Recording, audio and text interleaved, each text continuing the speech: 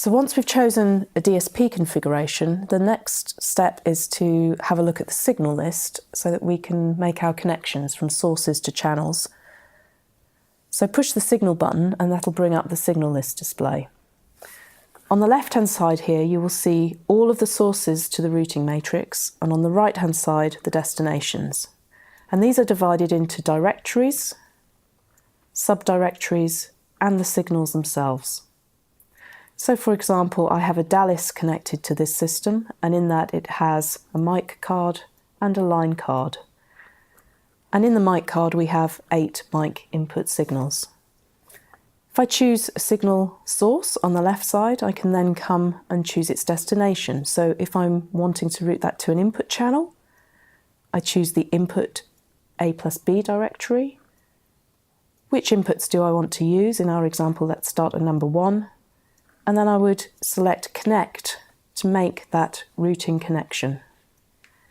When you have step mode enabled, you can connect multiple sources to multiple destinations very quickly. There are other ways of also looking at the routing. So, for example, the matrix page shows the matrix more as an XY crosspoint matrix. But usually the signal list is the best starting point as a first-time user. Each of the directories and subdirectories are divided into different areas. So if we look on the source side, we can see that at the top here we have all the internal console signals. So for example, all of the bus outputs, our sums, our groups, our auxes, also things like the AFL and PFL bus can all be found here. And we can also see a number of items about that individual signal. So, for example, here with the sums, I can see that sum 1 to 6 have been configured for surround. If I right-click on a selection, I'll find the context menus where you can change those settings. So, for example, here surround is ticked, and also the left-right pair of our surround master is configured for stereo, should we need to adjust the individual components. If we now look on the right-hand side, I'm still looking at input channels as my destination, but where is input 1 connected from? I know it's connected because of this red and white cross. So again, if I right-click on the destination, I can choose an option which is very useful, which is Show Source of Destination. And that will automatically find the right folder, the right subdirectory, and show me, it's coming from mic input number 1. To disconnect a signal, choose your destination on the right-hand side, and again, use the disconnect button. Because I have step mode enabled, I can also make disconnections very quickly. If we look a little bit deeper at the directories, then below all the internal directories, so we have our bus outputs, our channel direct outputs from every DSP input channel, insert sends. On this console, we have the Waves multi-rack sound grid option, so we have signals to and from the sound grid DSP server.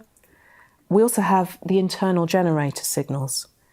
You'll then see a row of asterisks, and that's to divide the internal signals from our external connections, which in this console we have a local I/O card fitted with mic, line, AES and GPIO signals. There are also then some remote DALIS and a MADIFace RME interface, so we can find that in the next set of directories. The names and labels of these directories and subdirectories is defined in a configuration program. So this will look different on your console. And the idea is that you might see, if you're in an OB van, stage box A, stage box B, and then find the different signals easily within that. Usually at the bottom of the directory list, there is then a technical level. And this is a way in which a technician can come into the system and find different signals at a more hardware level.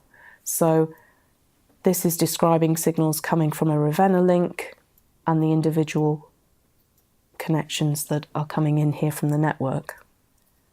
We'll also see at this stage that in this column there's now like a warning exclamation mark. That tells me that the signals from this part of the matrix are not actually connected. Okay, so the network cable is not plugged in. Whereas if I go back to my Dallas, everything is available, so as soon as I route that microphone to a channel, there should be audio. On the right-hand side, we can look at the destinations, and again we have a similar structure with the internal destinations of the console at the top of the directory. So here you will find the feeds to your input channels, and the number of input channels you have available is what you decided earlier from your DSP configuration. So we can see here that I have 72 DSP channels with full processing, and the little T on 73 onwards tells me that these are tiny channels. So if I were to make a connection from a signal to input 73, I just need to be aware that that doesn't have EQ, it doesn't have a compressor. You'll also see that the subdirectories are labelled according to the A and the B inputs. So if I've made a connection, for example, from mic 1 to input 1, and then on that channel I might want to have a backup input, so I would do that by selecting the B input for channel 1, and then saying, okay, let's use mic 8 as the backup connection. I'll then find, when I bring that channel up later, that I can use the A-B switching at the top of the fader strip. The other internal destinations are things like an insert return, the feeds to the Waves SoundGrid DSP server. Then we have our sort of local external connections, which are things like our monitor outputs and our local AES and line feeds.